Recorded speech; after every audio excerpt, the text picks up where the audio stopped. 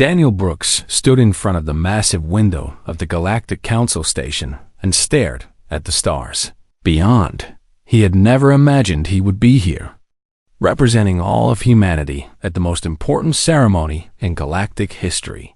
His heart pounded in his chest as he adjusted his formal suit for the 10th time that morning. Behind him, his wife Lisa was checking the final details of the treaty documents. She moved with practiced grace through the preparations, her diplomatic training evident in every careful gesture. They had worked toward this moment for 5 years, ever since humanity had first made contact with the greater galactic community. "Daddy, look at the purple one." A small voice called out. Daniel turned to see his 3-year-old son, Kevin, pressing his face against the transparent wall, pointing at a passing alien ship.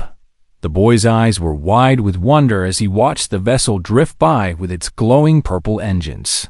Lisa looked up from her work and smiled.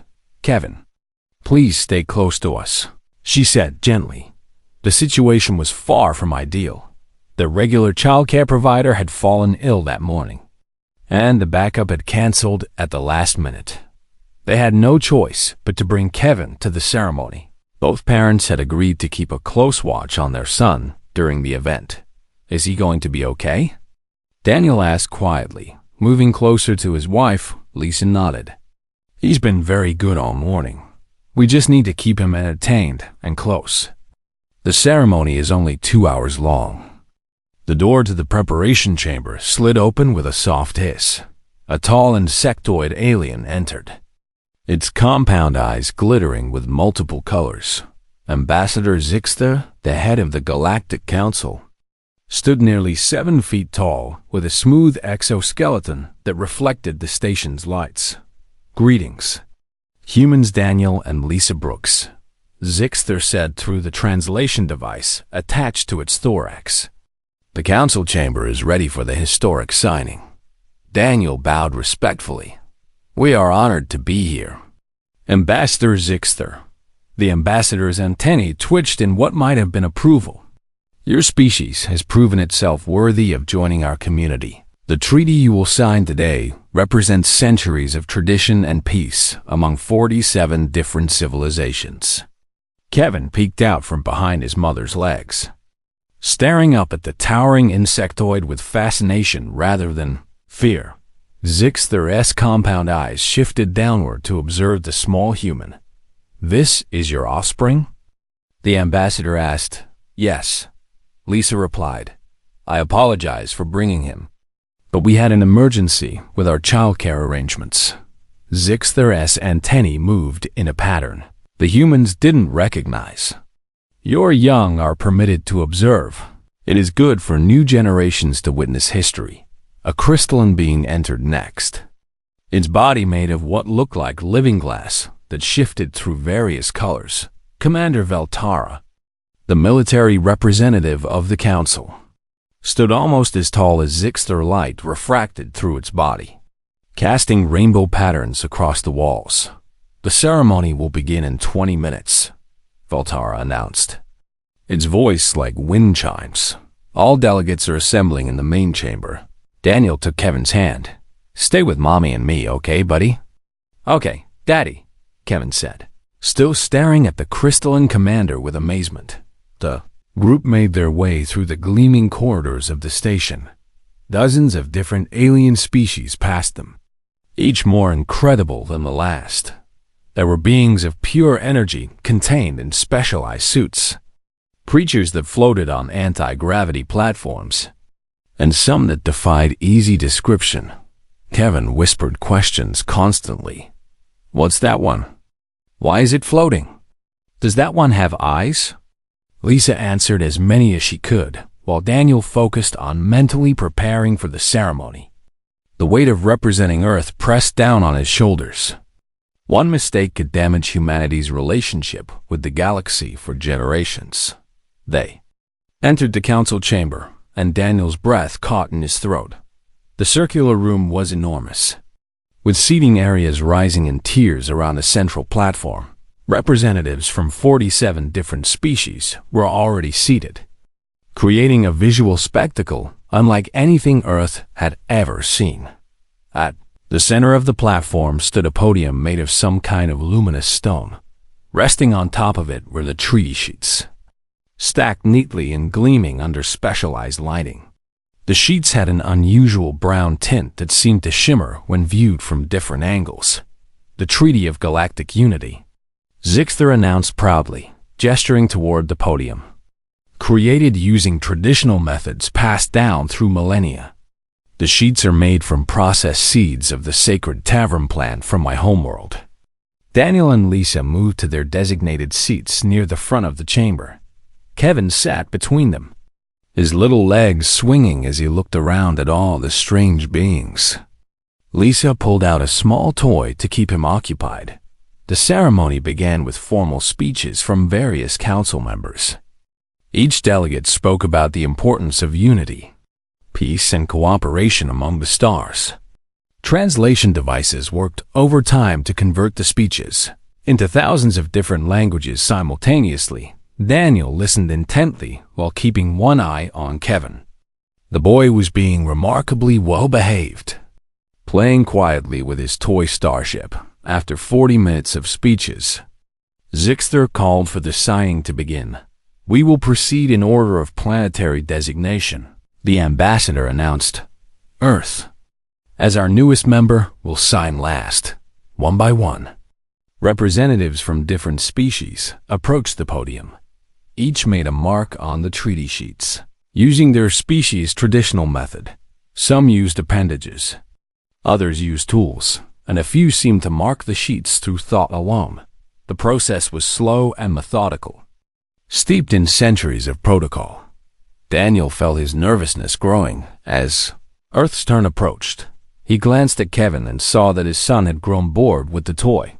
"Lisa," he whispered. "Kevin is getting restless." She reached into her bag for another distraction, but Kevin had already slipped away from his seat. The boy moved with the silent stealth that only small children possess. Daniel's attention was pulled back to the ceremony as the delegate before him finished the signing. His heart raced as he realized it was humanity's turn. "Daniel Brooks of Earth." Zixter called out formally. Daniel stood and began walking toward the podium, his mind focused entirely on the historic moment.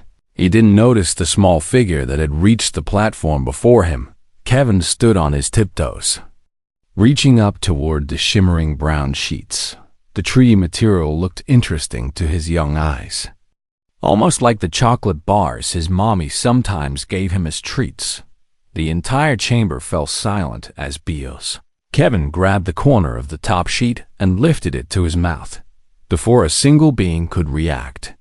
The 3-year-old took a large bite. The taste was sweet and familiar. Kevin smiled and chewed happily, taking another bite. Then the screaming started. Alarms blared through the council chamber with deafening intensity. Red lights flashed from every surface as security protocols engaged automatically. The massive doors sealed shut with a thunderous boom that shook the entire platform. Daniel froze in horror as he saw his son standing at the podium, still chewing on a piece of the treaty. Kevin looked confused by all the noise and lights, his small hand still holding another piece of the brown sheet.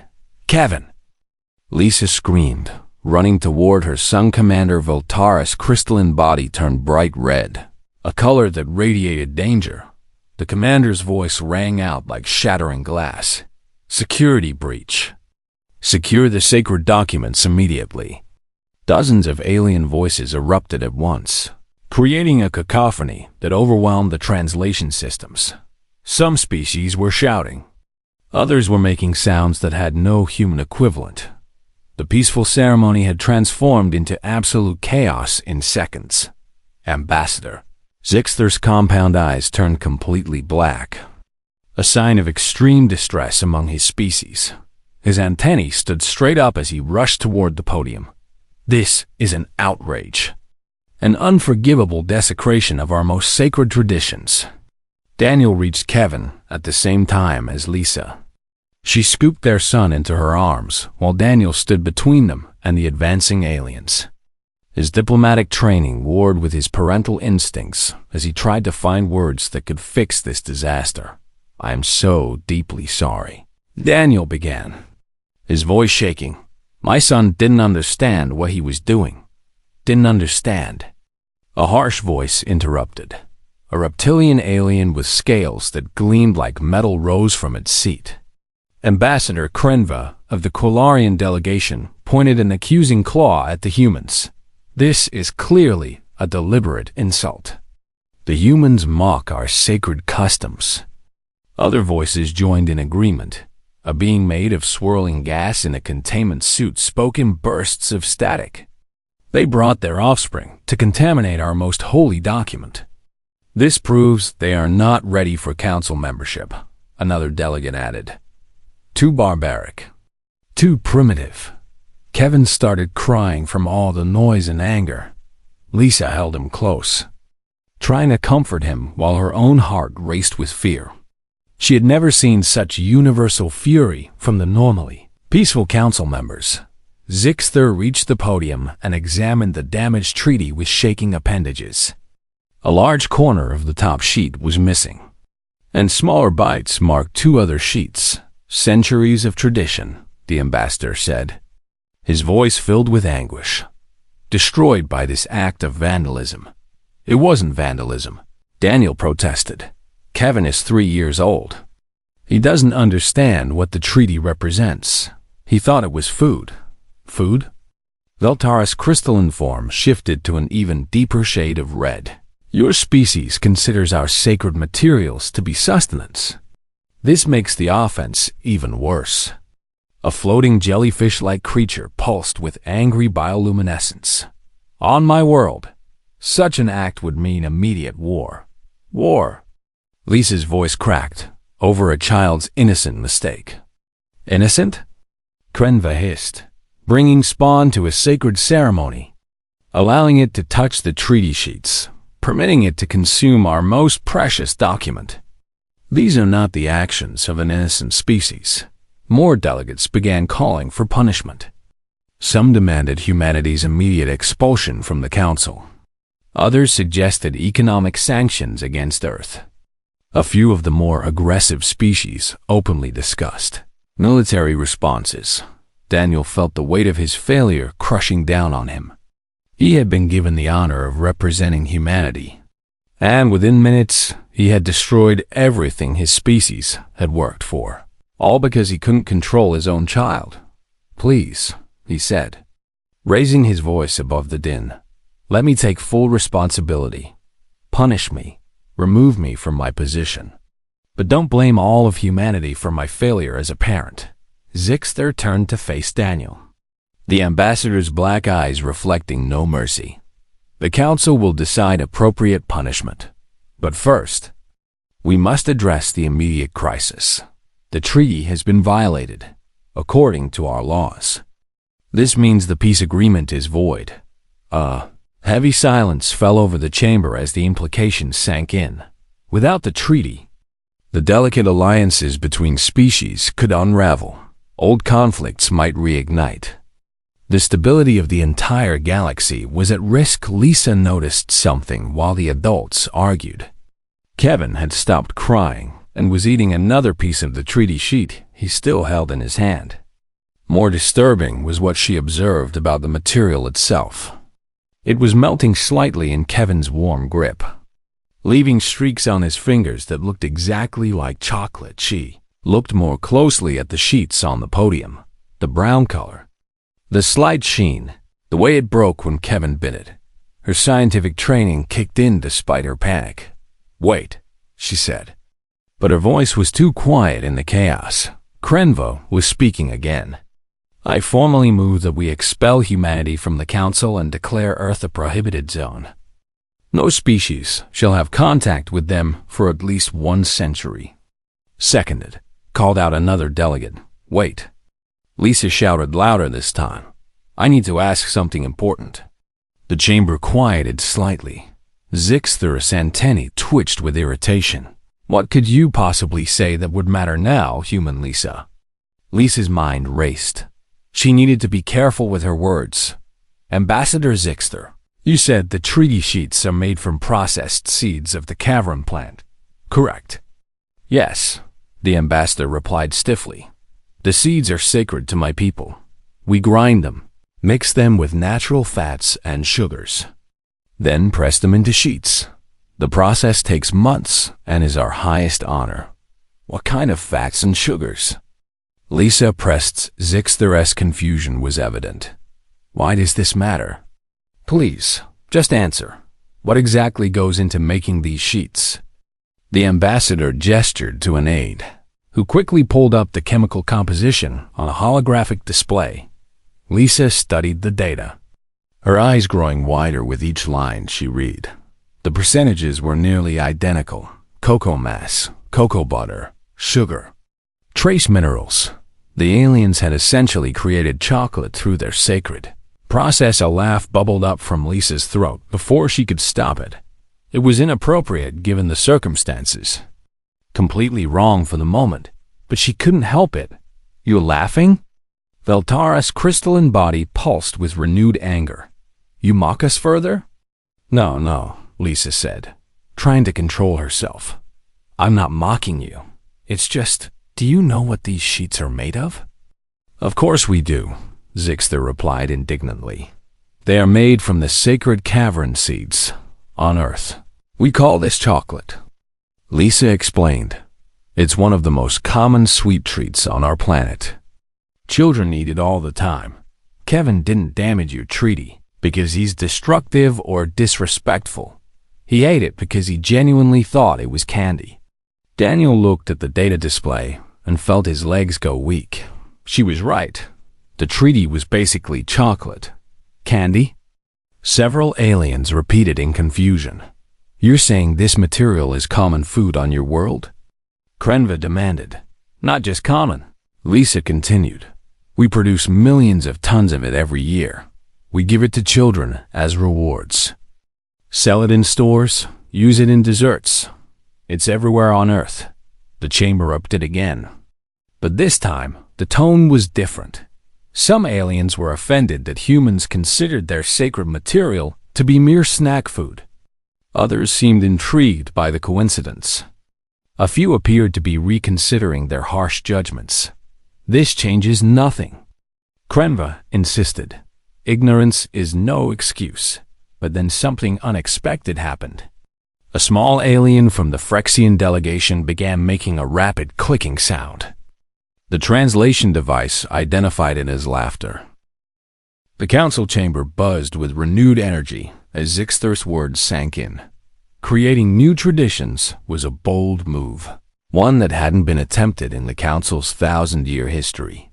What kind of new tradition do you propose, Ambassador? Asked a floating being composed of swirling gases. Zixter's antennae moved in thoughtful patterns. Killfox suggested each species contribute materials for the new treaty. I propose we take this further. After the signing ceremony, we should share pieces of the treaty together as a bonding ritual. Consume the treaty? Several aliens expressed shock. Why not? Killfox clicked happily. The humans have shown us that sharing food creates connection. If each species contributes something safe for consumption, we could literally share in each other's cultures. Commander Veltara's crystalline form glowed with warm golden light. This would require careful planning. Not all species can consume the same materials. We have the best scientists in the galaxy. Tholmer rumbled. Surely we can create something that honors each species while remaining safe for all to consume. Lisa's mind was already working on the problem. We could create layers. Each sheet could have different sections with materials from different worlds. Species could consume only the parts compatible with their biology, or we could use advanced processing to make hybrid materials. Suggested a spider-like delegate from the Arachnus Coalition. My people have technology that can break down and recombine molecular structures. Ideas flew rapidly around the chamber. What had started as a disaster was evolving into the most innovative proposal the council had seen in centuries. Daniel watched in amazement, a species that had been calling for war mere minutes ago now collaborated enthusiastically. Kevin had somehow accomplished what years of formal diplomacy had struggled to achieve. I still have concerns, Krenva said, though his tone was less hostile now. Creating an entirely new treaty tradition is unprecedented. It could be seen as weakness or as strength, Veltara countered. We claim to be a council of unity, yet our most sacred document comes entirely from one world. Is that truly unity? Zixter nodded slowly. The commander raises a valid point. Perhaps we have been so focused on maintaining tradition that we forgot why the tradition exists. And why does it exist? Killfox asked, knowing the answer but wanting others to say it, to symbolize our commitment to peace and cooperation. Thulmer answered, but symbols must evolve or they become hollow. A delegate from the Luminari, beings of pure light energy, spoke in melodic tones. Our people believe that the best traditions are living things, growing and changing with each generation. This proposal honors both the old and the new. Krenva's scales rattled softly. The Quillarian seemed to be wrestling with his own beliefs. And what of the child? Does he face no consequences for his actions? All eyes turned to Kevin, who was now sitting on the floor playing with his toy starship, completely oblivious to the fact that he had nearly caused an intergalactic incident. Zixter approached the child slowly. Kevin looked up at the towering insectoid without fear, just curiosity. Young Kevin Brooks, the ambassador said formally, do you understand what you did? Kevin thought about it seriously. I ate the chocolate? You consumed the Galactic Treaty of Unity, Zixter corrected gently. Sorry, Kevin said, because his parents had taught him to apologize when he did something wrong. Why did you eat it? The ambassador asked. It looked yummy, Kevin replied honestly. And it was yummy. Did you like the piece I gave you? Zixter's antennae quivered in what might have been amusement. I did enjoy it. Young one, you taught me something important today. I did? Kevin's eyes widened with surprise. You showed me that sometimes the simplest gesture can mean the most. Zixter explained, you offered to share something precious with me, asking nothing in return. That is the true spirit of what our council should represent. Lisa wiped tears from her eyes. The ambassador's kindness toward her son touched her deeply. Killfox hopped down from his seat and approached. Kevin, I propose we make this child an honorary member of the Galactic Council. He's 3 years old. Krenva objected, though less forcefully than before. Exactly, Killfox replied. He can be our reminder to approach all situations with innocence and openness. Besides, it would be quite the story. The youngest diplomat in galactic history. Laughter rippled through the chamber.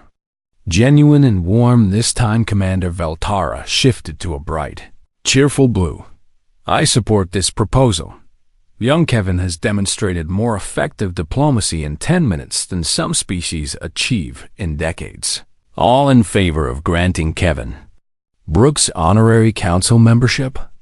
Zixter called out. A chorus of agreement filled the chamber from dozens of different species.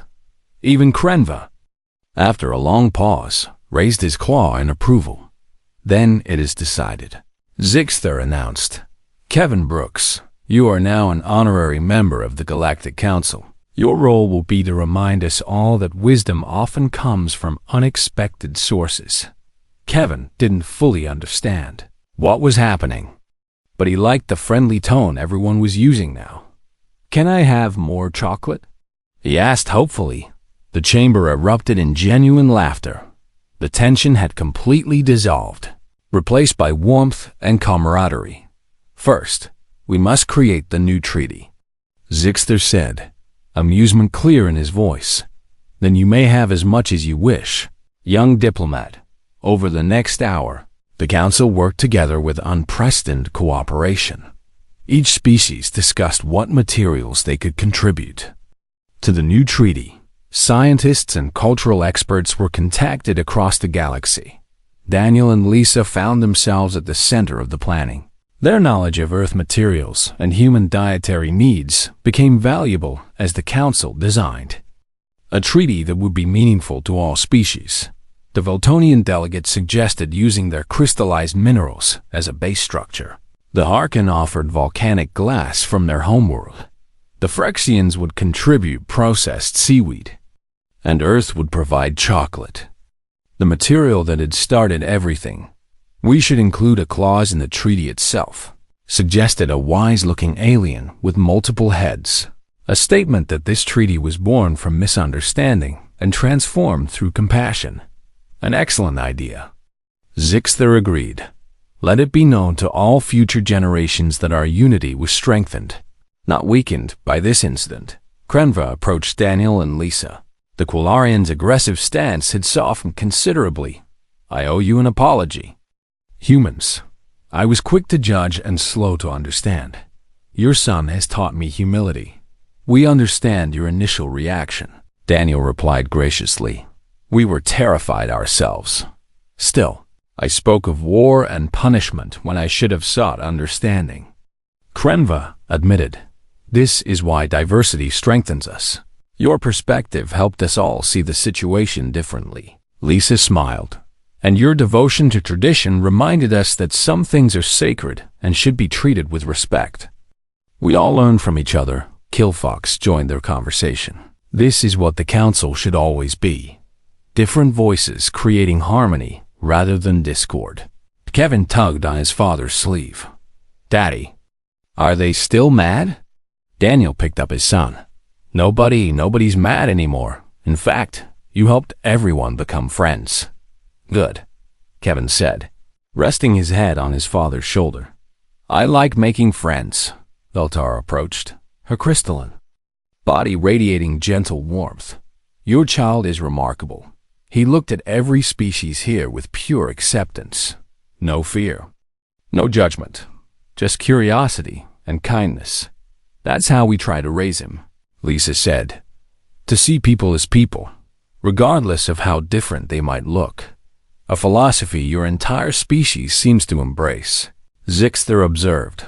You came to us with open hearts and willing minds. Today's events have shown us why humanity deserves a place on this council. The ambassador's words carried weight around them. Other delegates nodded in agreement. What could have destroyed humanity's relationship with the galaxy had instead cemented it. When do we begin creating the new treaty? Daniel asked.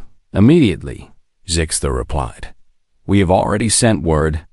To the homeworlds, materials will begin arriving within days. The signing ceremony will be rescheduled for 1 month from now. And this time, Killfox added with his clicking laughter, we will have plenty of chocolate available for young Kevin.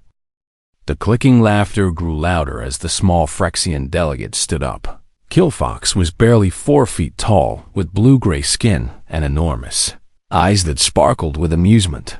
His laughter was infectious. Though many in the chamber stared at him in shock, Killfox, this is not a matter for humor, Zixter said sternly, but the Phyrexian couldn't stop clicking. He wiped tears from his eyes with a small appendage. Forgive me, Ambassador, but this is the funniest thing I have witnessed in my 50 years of service. Funny? Krenva's scales rattled with anger. The sacred treaty has been desecrated. Killfox walked down to the main floor, still chuckling. Desecrated? The child thought it was food because it is food. Not to us, perhaps, but to his species? This is like when my nephew ate our family's ceremonial contract because it was made of dried seaweed. We didn't declare war. We laughed and made another one. Several other delegates began murmuring among themselves. The Phyrexian's words had introduced a new perspective to the crisis. Your nephew ate a family contract. Zixter pointed out. This is the Galactic Treaty of Unity, signed by 47 species, and it will be signed by 47 species again. Killfox replied cheerfully. We can make new sheets, can we not? The signing itself was not completed. We can start over, Commander. Voltara's color shifted from angry red to uncertain orange. The tradition states that any damage to the treaty during the signing ceremony is a grave offense. Perhaps, said a melodious voice from the upper tiers. A Voltonian delegate descended, her body composed of living crystal similar to Voltara, but with softer colors. But our traditions also speak of intent. The child had no malicious intent. He saw what his species considers food and acted according to his nature. Exactly, Lisa jumped in, sensing an opening. On Earth, sharing food is one of our most sacred gestures of friendship. Kevin didn't understand the ceremony, but in his own way, he was trying to connect with something familiar. Daniel found his voice again. My son has been looking at aliens all day with wonder and joy. Not fear. He saw the treaty sheets and thought they were chocolate because that's exactly what they chemically are to human senses. He didn't mean any disrespect. A deep rumbling sound came from the Harkin delegation area. Ambassador Tholmer, a being that resembled a massive boulder with glowing veins, spoke in a voice like grinding stone. The humans raise an interesting point about intent and cultural understanding. We are supposed to be a council of unity, Killfox added. How can we punish a species for not understanding a tradition they have never encountered? Especially when the misunderstanding stems from an innocent child. Kremba wasn't ready to back down.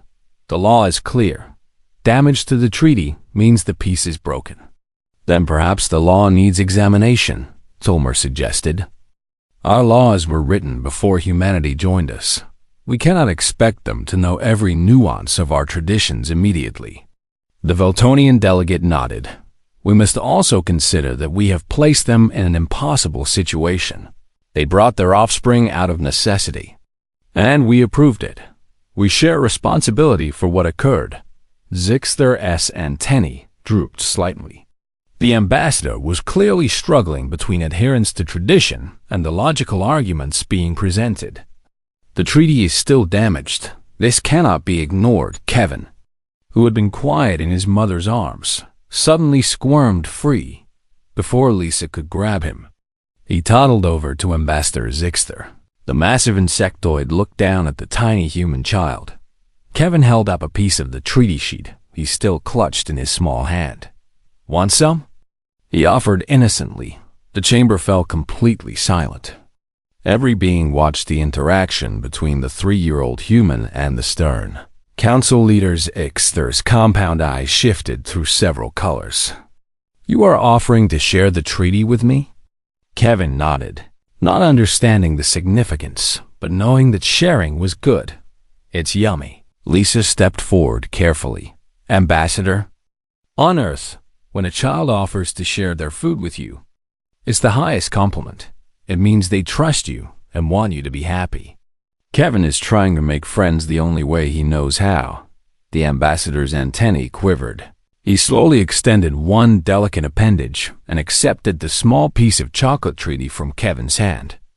The child beamed with joy at having his offering accepted. Zixther brought the piece close to his sensory organs, analyzing it carefully. Then, with extreme deliberation, he consumed it. The ambassador's entire body shuddered. This is quite pleasant, he admitted, surprise evident in his voice. Kevin clapped his hands happily. See? Good. Something shifted in the chamber's atmosphere. Several delegates who had been rigid with anger began to relax. Slightly, Daniel saw the opportunity and took it. Ambassador Zixther. We humans have a saying, breaking bread together. It means that sharing a meal creates bonds between people. My son didn't break your treaty. He tried to share it. An interesting interpretation, Tholmer rumbled. Though I suspect the child simply wanted the sweet taste. Maybe, Lisa agreed. But doesn't that make it even more innocent? He's 3 years old. He doesn't understand galactic politics or ancient traditions. He just knows that something looks and smells like food. So he ate it. And when others seemed upset, he tried to share to make them feel better. Killfox clicked with approval. The child shows more diplomatic instinct than half our trained ambassadors. Commander Veltara had been quiet, her crystalline form cycling through various colors as she processed everything. Finally, she spoke. I have been observing young Kevin throughout this ceremony. Not once did he show fear of any species present. He looked at each of us with curiosity and wonder. Even now, after we have shouted and alarmed him, he offers friendship. What is your point, Commander? Krenva asked suspiciously. My point is that this child represents what humanity brings to our council. Veltara explained, her color shifting to a calm blue. They see difference not as threat, but as opportunity for connection. Yes, they are ignorant of our ways, but they approach that ignorance with openness rather than hostility. Zixter was examining the remaining treaty sheets on the podium. The damage is extensive. 3 sheets bear marks of consumption. Then we make new ones. Killfox suggested. Better ones? Better? Zixter's antennae rose in question. The Phyrexian's eyes sparkled with an idea. The current treaty was made entirely from Ambassador Zixter's world, yes. What if we created a new treaty where each species contributes material from their homeworld? A true blending of all our cultures. Murmurs of interest rippled through the chamber. The concept was radical but appealing. My people could contribute crystallized minerals. Valtara offered. They are sacred to us and would add strength to the sheets. The Harkin could provide pressed stone dust from our founding mountain. Tholmer added, we Phyrexians use dried and pressed seaweed for our own treaties. Killfox said, we would be honored to include it. Other species began volunteering. Their own sacred materials. The energy in the room was transforming from anger to excitement. Lisa felt tears in her eyes. What had seemed like the worst disaster of their lives was becoming something beautiful. Wait, Krenva interjected. We are letting ourselves be distracted. The human child still committed an offense. Kevin had wandered back to his parents and was holding Daniel's hand. He yawned. Tired from all the excitements, Ixter looked at the small child for a long moment. Ambassador Krenva, I appreciate your dedication to our laws. However, I find myself agreeing with my fellow council members. This was not an act of malice, but one of innocent misunderstanding. So we simply ignore our traditions. Krenva challenged. No, Zixter replied firmly. We create new ones. 4 weeks had passed since the incident that nearly destroyed humanity's place in the galaxy. The Galactic Council Station bustled with activity as preparations for the new signing ceremony reached their final stages. Daniel stood in the same observation room where everything had begun. But this time, he felt calm rather than nervous. Kevin played nearby with several young aliens who had been brought to witness the historic event. The sight of children from 6 different species playing together without fear warmed his heart. Daddy, look, Kevin called out, pointing at a small Phyrexian child who was showing him how to make clicking sounds. Very good, buddy, Daniel replied, smiling at how natural the interaction seemed. Lisa entered carrying a datapad filled with final ceremony details over the past month.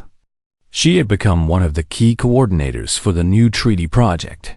Her scientific expertise and diplomatic skills had proven invaluable.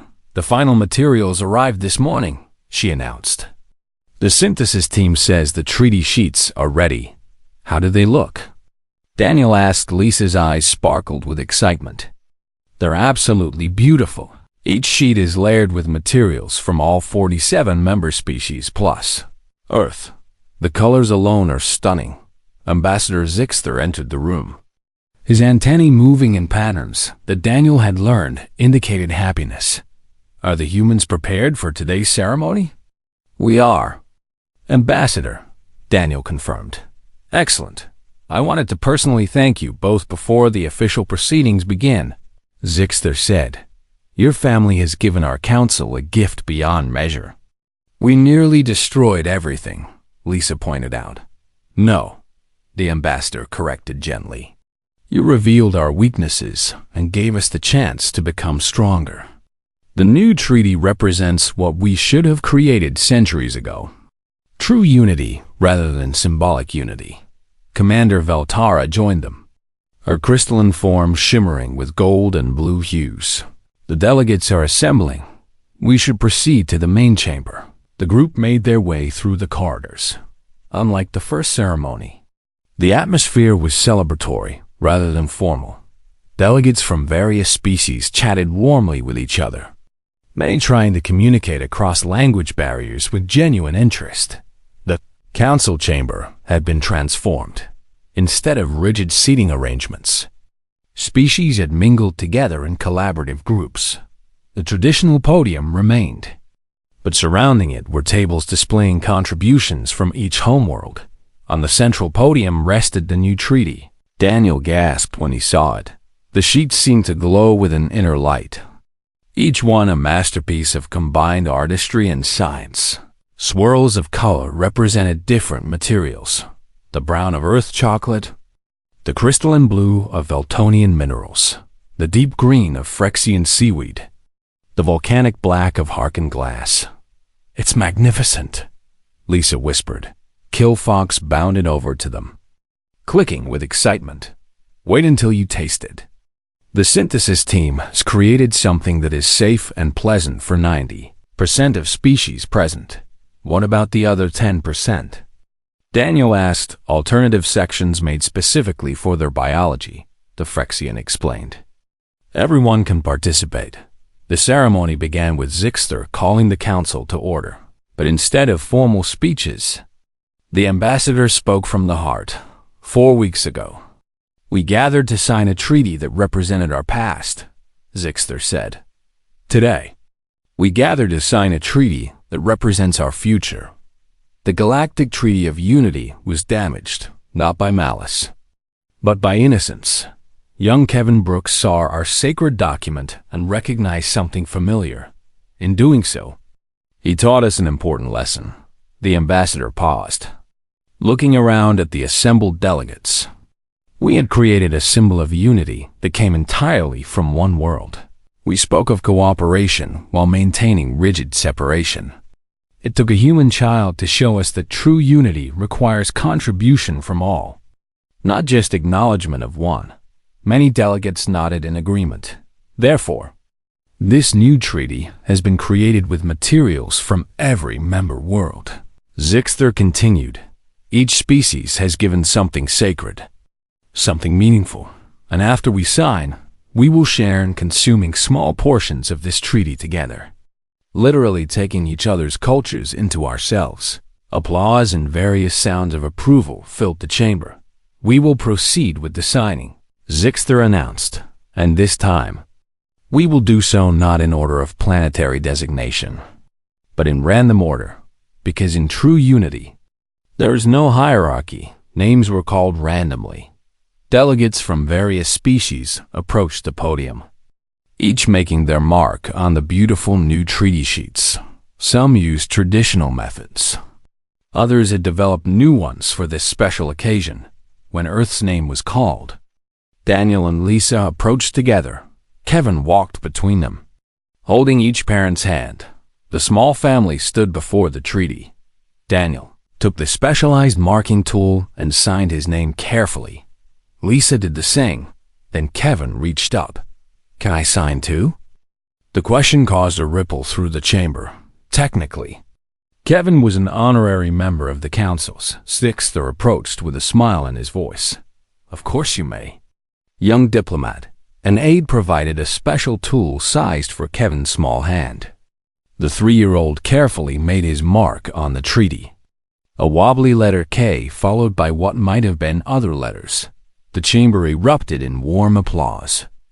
Many delegates found the moment deeply touching. As the last signatures were completed, servers brought out small plates. The treaty sheets were carefully cut into portions sized for each species' consumption needs. We will now share in the Treaty of Unity, Zixter announced. Let this act symbolize our commitment not just to peace, but to understanding and embracing our differences. Each delegate received a piece of the treaty. Daniel held his portion carefully, examining the layers of different materials blended together. It was about the size of a cookie, with visible streaks of various colors. On the count of 3, Veltara said, "We will all consume together." The commander counted down. As one. 47 different species plus humanity ate from the treaty they had just signed. The taste was unlike anything Daniel had experienced. Sweet and savory elements blended with textures that ranged from crispy to smooth. Each bite revealed new flavors as different layers interacted on his tongue around the chamber. Reactions varied. Some species made sounds of pleasure. Others showed satisfaction through body language. Few needed a moment to adjust to the unusual combination. Kevin munched happily on his piece.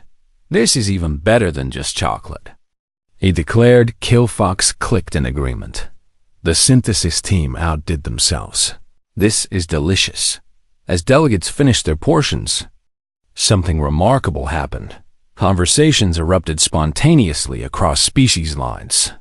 Beings who had never spoken directly to each other began comparing their experiences of the taste. The Harkin volcanic glass added an interesting mineral quality, one delegate observed. "I particularly enjoyed the earth chocolate layer," another replied.